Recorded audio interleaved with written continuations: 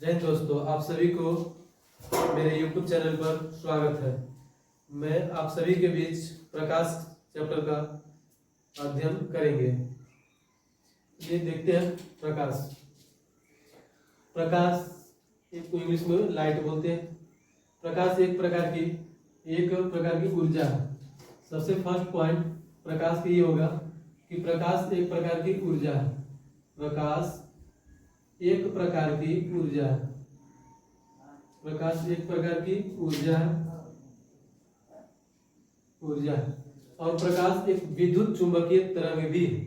तो इसको हम लोग अगला पॉइंट भी कर सकते हैं कि प्रकाश एक विद्युत चुंबकीय तरंग है।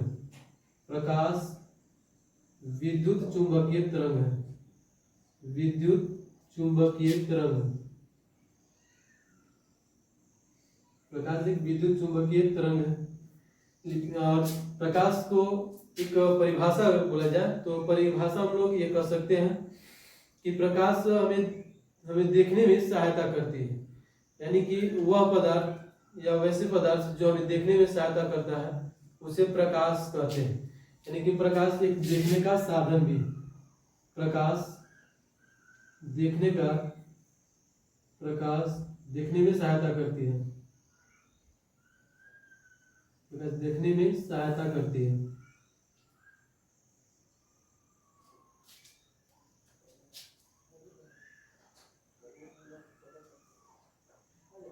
प्रकाश हमें देखने में सहायता करती है। अब प्रकाश जो बहुत छोटे छोटे फोटोन के कणों से मिलकर बनी होती है और यह एक ऊर्जा पैकेट के रूप में ग्रहण करती है। ये ऊर्जा के रूप में ग्रहण करती है, मतलब एक स्थान से दूसरे स्थान तक आती जाती है। यह फोटोनों का बना होता है। प्रकाश की जो चाल होती है, प्रकाश की चाल निर्वात में 3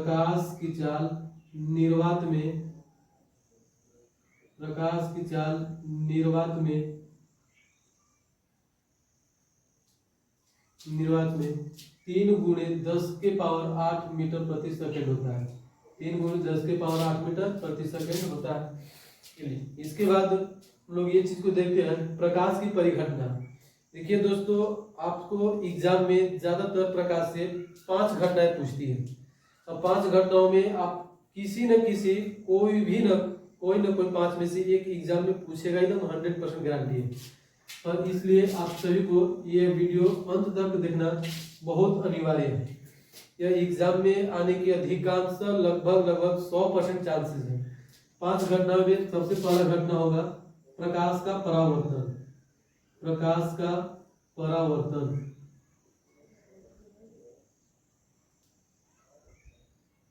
परावर्तन।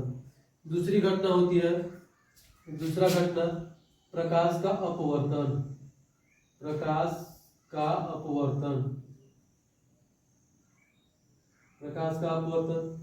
तीसरा घटना होता है प्रकाश का प्रकीर्णन।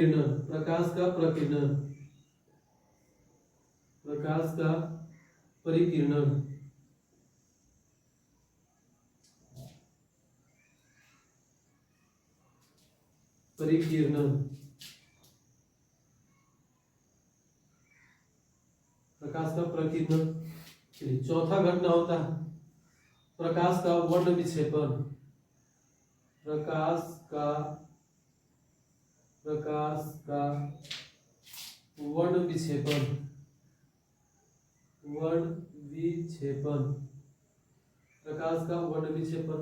और पांचवा जो घटना होता है, प्रकाश का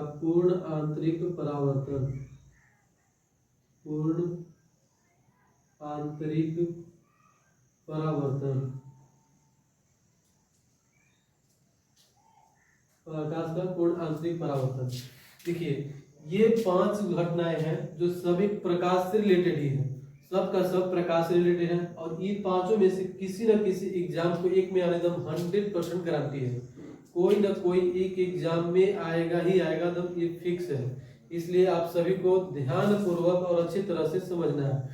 देखिए, हम लोग एक ऐसी चर्चा कर लेते हैं किसको क्या कहते हैं। देखिए प्रकाश का परावर्तन जो होता है, एक आती हुई किरण चिकनी सतह से टकराएगी, ये जो है चिकनी सतह से टकराकर उसी माध्यम में लौट जाती है, प्रकाश का परावर्तन होता है।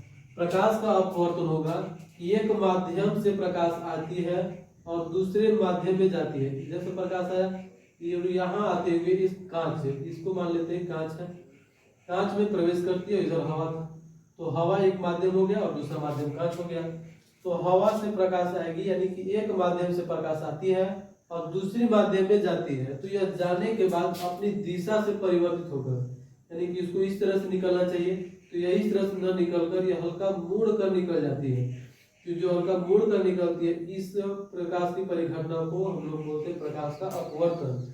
ठीक है। फिर है प्रकाश का परिकिरण। प्रकाश का परिकिरण का मतलब होता है कि प्रकाश एक जगह से, प्रकाश के जो कण होंगे वह एक जगह से सभी दिशाओं में फैले जाते हैं, सभी दिशाओं में फैल जाते हैं, इस तरह से फैलते जाएगा। अब इसके बाद अगला भी कोई कण होगा और यह प्रकाश की कुछ ऊर्जा को अवशोषित करेगा और चारों तरफ फैला देगा, चारों तरफ फैला देगा। तो इस तरह से फैलाने की घटना प्रकिरणन कहलाती है, प्रकिरणन कहलाती है। अब इसके बाद वर्ण विक्षेपण। वर्ण विक्षेपण में क्या होती है कि एक सूर्य से प्रकाश आएगी और एक प्रिज्म के द्वारा, प्रिज्म के द्वारा यह 7 रंगों में विभक्त हो जाती है, यह 7 रंगों में विभक्त हो जाती है। इस परिघटना को प्रकाश का वर्ण विक्षेपण कहते हैं, प्रकाश का वर्ण विक्षेपण कहते हैं। और प्रकाश का पूर्ण आंतरिक परावर्तन। प्रकाश के पूर्ण आंतरिक परावर्तन में प्रकाश 2 बार परावर्तित होती है। प्रकाश कितनी बार परावर्तित होगी? 2 बार परावर्तित होती है, इसलिए कितना हम लोग उसको कहते हैं पूर्ण आंतरिक परावर्तन। तो हम लोग देखें कि प्रकाश की परिघटना कितनी थी? 4। चलिए फिर से इसको रिवाइज करते हैं। देखिए प्रकाश हम लोग का चैप्टर था, प्रकाश को इंग्लिश में लाइट बोलते हैं। प्रकाश एक प्रकार की ऊर्जा है। फिर है कि प्रकाश विद्युत चुंबकीय तरंग है, प्रकाश विद्युत चुंबकीय तरंग भी है, तरंग नहीं लिखे, एक तरंग है। प्रकाश देखने में सहायता करती है, प्रकाश हमें देखने में सहायता करती है,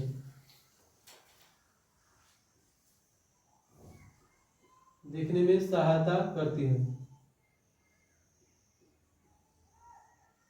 और प्रकाश की जो चाल होती है यह निर्वात में 3 गुने 10⁸ मीटर पर सेकंड होता है। यहाँ तक हम लोग देख लिए। अब इसके बाद आपको बताया कि प्रकाश की जो घटनाएं होती है, ये घटनाएं से ही एग्जाम में क्वेश्चन आता है। और ये प्रकाश की 5 घटनाएं होती है।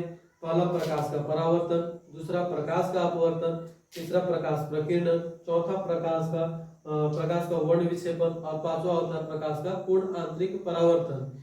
ये 5 परिघटनाओं में से एक घटना एग्जाम में जरूर पूछता है। तो चलिए बारी बारी से हम लोग सबको देखते हैं। चलिए तो सबसे पहले हम लोग ये चीज को देखते हैं कि किरण पहले किसे कहेंगे। तो चलिए देख लेते हैं किरण। किरण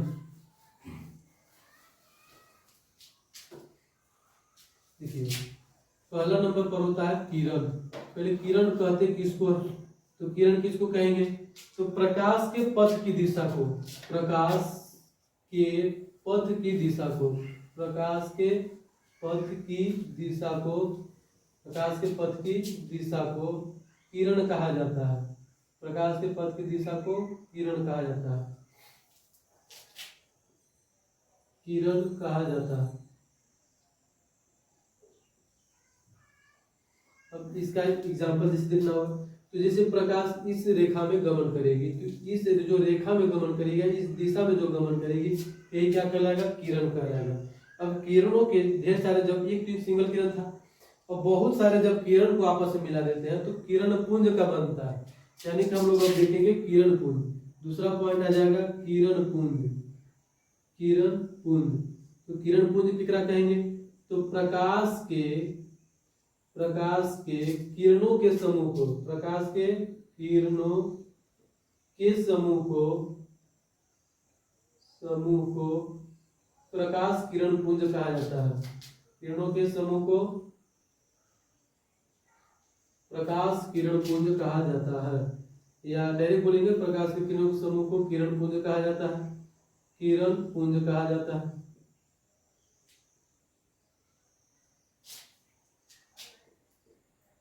अब ये जो प्रकाश किरण पुंज जो होती है, इसमें किरण बहुत ही समूह में होते हैं। तो समूह में आप देखिएगा तो 3 तरह के ही हो सकते हैं।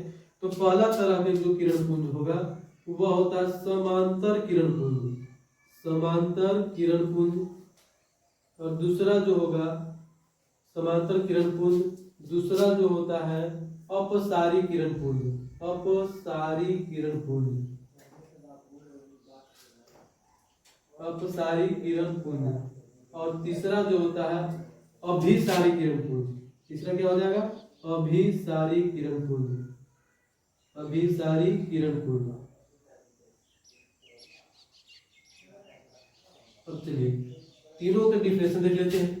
समांतर किरण पुंज केकरा कहेंगे? तो वैसे किरणों के समूह जो एक दूसरे के समांतर होती है और एक ही दिशा में गति करती है, उसे समांतर किरण पुंज कहते हैं। जैसे एग्जांपल में पहला किरण, ये दूसरा किरण, और ये तीसरा किरण, ये चौथा किरण, ये पांचवा किरण। ढेर सारे किरण हो गए और किरणों के ढेर सारे जब मिल जाते हैं तो इसको बोलते हैं किरण समूह। और किरण समूह को किरण पुंज कहा जाता है। यह एक ही दिशा में गमन करती है, इसलिए इसको बोलेंगे समांतर किरण पुंज। देखिए समांतर किरण पुंज में सब किरणें एक दूसरे के लंबवत है, समांतर है। एक दूसरे क्या है? समांतर। एक दूसरे को जो समांतर होगी इसलिए इसको बोलेंगे समांतर किरण पुंज। अपसारी, अप का मतलब होता है फैलाना, अप का मतलब क्या होता है? फैलाना। यानी कि प्रकाश किरण जो होगी एक बिंदु से निकलकर चारों तरफ फैलती चली जाएगी, चारों तरफ फैलती चली जाएगी। तो इस प्रकार की किरण पुंज को अपसारी किरण पुंज कहेंगे। क्या कहेंगे? अपसारी किरण पुंज। यानी हम इसका डिफिनेशन देंगे कि प्रकाश की किरणें एक बिंदु से निकलकर चारों तरफ फैलती चली जाती है या फैलती चली जाती है, उसे प्रकाश का अपसारी किरण पुंज कहते हैं। अगला है अभिसारी किरण पुंज। तो अभिसारी किरण पुंज किसको कहेंगे? तो वैसे किरण जो एक बिंदु पर आकर मिल जाती है। जैसे इसमें क्या होंगे कि एक ही बिंदु से सारी जगह से किरणें एक ही बिंदु पर आकर मिल जाएगी, सारी जगह से किरणें एक ही बिंदु पर आकर मिल जाएगी। जब एक ही बिंदु पर आकर मिल जाती है तो इस प्रकार की किरण को अभिसारी किरण पुंज कहा जाता है। इस प्रकार की किरण को क्या बोलेंगे? अभिसारी किरण पुंज कहते हैं। चलिए यहाँ तक तो हो गया। अब देखिए समांतर किरण पुंज में इन दोनों के बीच यानी कि दो किरणों के बीच की दूरी समान होती है या घटती बढ़ती नहीं है, इसलिए यह बहुत अधिक दूरी तय करती है। इसका एग्जाम्पल आप देखेंगे तो इसको एग्जाम्पल मिलेगा लेजर लाइट या लेजर लाइट में समांतर किरण पुंज निकलती है। यह बहुत अधिक दूरी तय करती है, यानी कि समांतर किरण पुंज सबसे अधिक दूरी तय करेगी। अपसारी किरण पुंज एक बिंदु से निकलेगा और चारों तरफ फैलते चला जाएगा। तो इसका आप एग्जांपल देखिएगा टॉर्च में। इसका एग्जांपल आप टॉर्च में देख सकते हैं। टॉर्च की एक जगह से बिंदु निकल प्रकाश निकलती है और फैलती चली जाती है, तो ये अपसारी किरण पुंज हो जाएगा। और अभिसारी किरण पुंज में क्या होगा कि चारों तरफ से किरणें एक बिंदु पर आ जाती है। तो इसका एग्जांपल आपको देखने को मिलेगा लेंस में।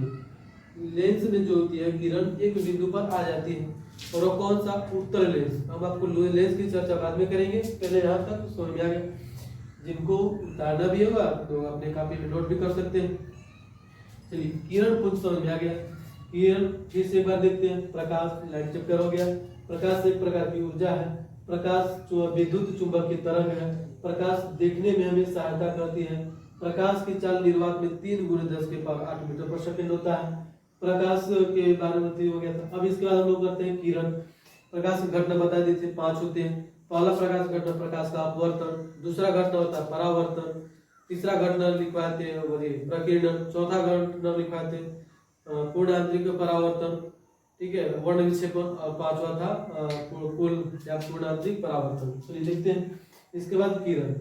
किरण में क्या बताया कि प्रकाश के पथ की दिशा यानी कि प्रकाश जिस रास्ते में गमन करेगी उसी को किरण कहते हैं। ये किरण हो गया। अब किरण पुंज प्रकाश के किरणों के समूह को, यानी कि ढेर सारे अगर प्रकाश गमन करने लगेंगे, जाने लगेंगे, गमन का मतलब होता है जाना, ढेर सारे प्रकाश एक ही दिशा में या अलग अलग दिशाओं में भी जाने लगेंगे, तो ये सभी के सम्मिलित रूप को किरण पुंज कहा जाता है। तो प्रकाश किरण पुंज कितने प्रकार के हो जाते हैं? 3। पहला नंबर पर होता है समांतर किरण पुंज, दूसरा नंबर पर अपसारी किरण पुंज, तीसरा नंबर पर अभिसारी किरण पुंज।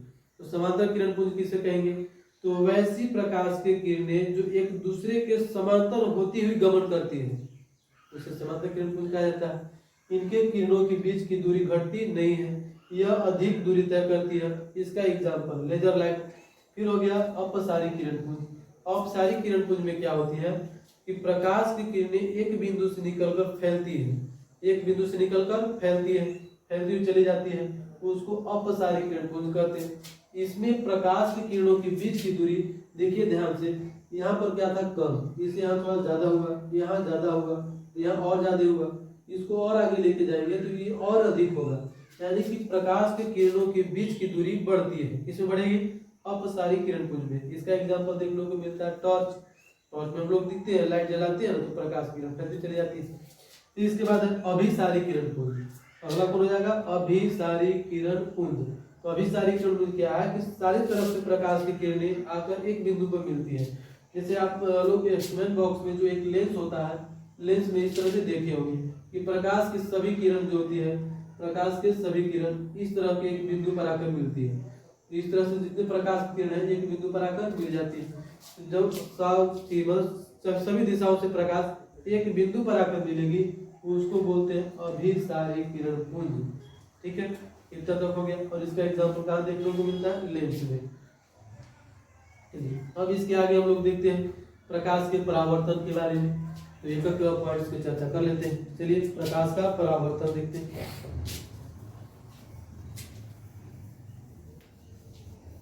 किरण पुंज समझ में आ गया।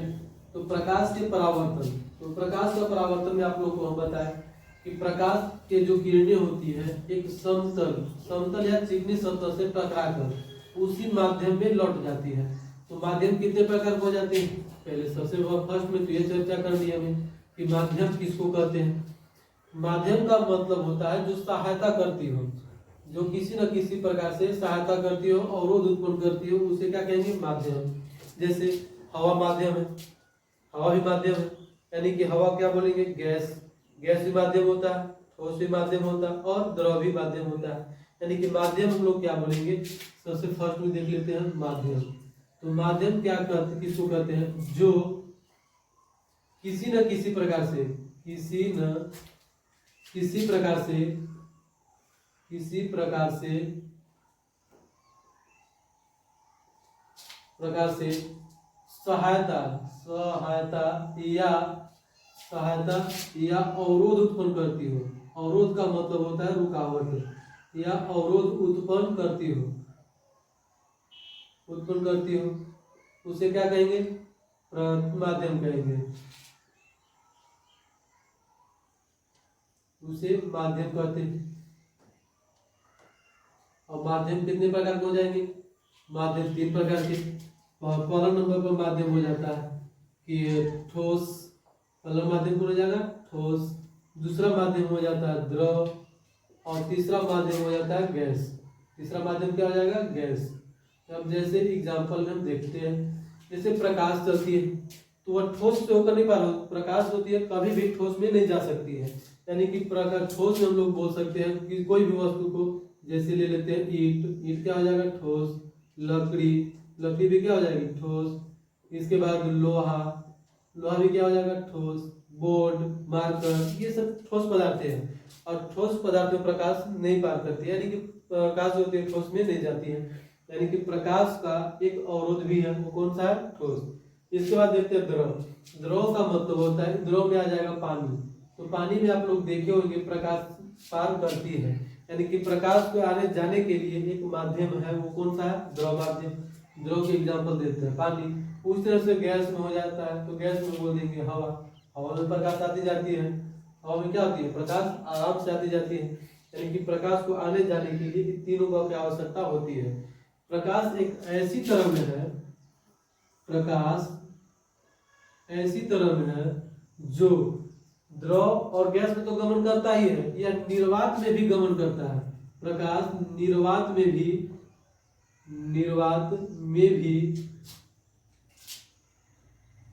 गमन करती है। गमन का मतलब बार बोलते हैं, गमन का मतलब होता है आना जाना, यानी कि प्रकाश निर्वात में भी आसानी से आ जा सकती है, गमन करती है। तो आप लोग क्या देखें, प्रकाश किस किस में गमन करेगा? द्रव में जा सकता है, प्रकाश आसानी से द्रव में जा सकता है। गैस में जा सकता है, इसके साथ साथ निर्वात में जा सकता है। जाएगा नहीं तो किस में नहीं जाता है, वो ठोस में नहीं जाता है, यानी कि प्रकाश की चार्ज ठोस में नहीं होती है, वह ठोस को पार कर ही नहीं पाता है। ठीक है, चलिए यहाँ तक हो गया। अब इसके आगे हम लोग देखते हैं माध्यम। अब देखते हैं पहले तो प्रकाश का परावर्तन, और स्टार हम लोग देंगे, हेडिंग डालेंगे प्रकाश का परावर्तन। प्रकाश का परावर्तन, प्रकाश का परावर्तन। प्रकाश का परावर्तन किसे कहते हैं, इसको इंग्लिश में बोलते हैं रिफ्लेक्शन ऑफ लाइट। प्रकाश के परावर्तन को इंग्लिश में क्या बोलेंगे, रिफ्लेक्शन ऑफ लाइट। ठीक है, तो प्रकाश का परावर्तन किसे कहते हैं, तो देखिए ध्यान से देखते हैं। ये क्या हो गया, चिकनी सतह। पहले मान लेते हैं, पहले एग्जांपल आप लोग देखते चलिए फिगर, इसके बाद आप लोग को परिभाषा समझना एकदम आसान हो जाएगा। पहले ये चिकना सतह, ये जो नीचे इंडिकेट किया हुआ ये दर्पण को दर्शाती है। ये किसको दर्शा देगी, दर्पण, यानी कि दर्पण बन गया। दर्पण का नामकरण कर देते हैं ई एम, और ये हो गया एम, यानी कि एम एन क्या है, दर्पण है। यह समतल दर्पण है। ठीक है, तो जब प्रकाश किसी स्रोत से निकलकर चिकनी सतह पर टकराती है, चिकनी सतह पर टकराती है और इसी माध्यम में लौट जाती है, जिस माध्यम से प्रकाश आ रही है उसी माध्यम में लौट जाती है, तो इस लौटने की घटना को ही प्रकाश का परावर्तन कहते हैं। ठीक है, समझ में आ गया। जैसे कोई भी प्रकाश स्रोत से निकलेगा प्रकाश, स्रोत क्या होती है, जो पदार्थ जहां से निकलती है, जैसे नदी जिस स्थान से निकलेगी, जल स्रोत। ठीक है, जहां से जल निकलता है जल स्रोत, उसी तरह से जिस स्थान से हवाएं निकलती है हवा का स्रोत। ठीक है, उसी प्रकार से जिस स्थान से प्रकाश निकलेगी वो जगह प्रकाश स्रोत। तो प्रकाश स्रोत किसी वस्तु से किसी प्रकाश स्रोत से निकलकर किसी चिकने सतह से टकराती है और टकराकर उसी माध्यम में लौट जाती है। तो देखिए माध्यम कौन कौन हो गया, दो। ऊपर आ रही थी तो ऊपर क्या हो गया, हवा का माध्यम, और ये वस्तु जो है किसका माध्यम है, ठोस। तो किसका माध्यम है, ठोस का। तो अभी हम आपको बताया कि ठोस में नहीं जाती है, तो प्रकाश इधर से जाएगी, चिकनी सतह से टकराएगी और इसी माध्यम में लौट जाती है। ठीक है, तो इस लौटने की घटना को ही प्रकाश का परावर्तन करते हैं। लौटने की घटना क्या कहलाती है, प्रकाश का परावर्तन कहलाती है। अब ये प्रकाश के परावर्तन में देखिए एक और भी बातें हैं कि जो रेखाएं वास्तविक होती है, रेखा भी दो प्रकार का होता है। रेखा कितने प्रकार की होती है, दो प्रकार की रेखा, दो प्रकार की। पहला वास्तविक रेखा, पहला होता है वास्तविक रेखा। तो वास्तविक जो रेखा होती है उसको साधारण लाइन द्वारा दर्शाया जाता है, और एक होती है काल्पनिक रेखा या आभासी रेखा। आभासी एक होती है आभासी रेखा, और ये आभासी रेखा को कॉपी में या ग्राफ में हमेशा डॉटेड लाइन के द्वारा दर्शाया जाता है। ठीक है, तो यहाँ से प्रकाश आ रही थी तो यह वास्तविक आ रही थी, इसलिए इसको साधारण रेखा द्वारा दर्शा दी। अब ये हो गया आपतित, जो प्रकाश की किरण आएगी इसको बोलते हैं आपतित किरण। इसको क्या कहेंगे, आपतित किरण, इसको बोलते हैं आपतित किरण। और टकराने के बाद जो लौट जाती है इसको बोलते हैं परावर्तित किरण। इसको क्या बोलते हैं, परावर्तित किरण। ठीक है, अब इन दोनों को बीच में कितना डिग्री का कोण बना, तो कोण को निर्धारण करने के लिए एक आभासी या काल्पनिक लंबवत रेखा खींची जाती है। एक काल्पनिक या आभासी लंबवत रेखा खींची जाती है जिसको हम लोग बोलते हैं अभिलंब। इसको क्या बोलते हैं, अभिलंब। ठीक है, अभिलंब रेखा। यह अभिलंब रेखा जो होती है यह दर्शाती है कि आपतन कोण का मान कितना है और परावर्तन कोण का मान कितना है। और यह आभासी रेखा, देखिए हम बताए हैं कि आभासी रेखा को हमेशा डॉटेड लाइन के द्वारा दर्शाया जाता है। यह डॉटेड लाइन है, डॉटेड लाइन का मतलब हो गया यह पहले से था नहीं, हम लोग मान कर खींचे हैं, और इसलिए मान कर खींचे हैं कि प्रकाश जो है वह कितना डिग्री के कोण पर बना है और परावर्तित कितने डिग्री से होकर गई है। यानी कि कोण का निर्धारण करने के लिए हम लोग अभिलंब रेखा खींचते हैं। यह अभिलंब रेखा दर्पण पर लंबवत पड़ती है। ठीक है, लंबवत पड़ती है, और इसी के साथ यानी कि आपतित किरण अभिलंब के साथ जो कोण बनाएगी इसको बोलते हैं आपतन कोण। इसको क्या बोलेंगे, आपतन कोण। आपतन कोण। और जो परावर्तित किरण अभिलंब के साथ कोण बनाती है, परावर्तित किरण जो अभिलंब के साथ कोण बनाती है, इसको बोलते हैं परावर्तित किरण।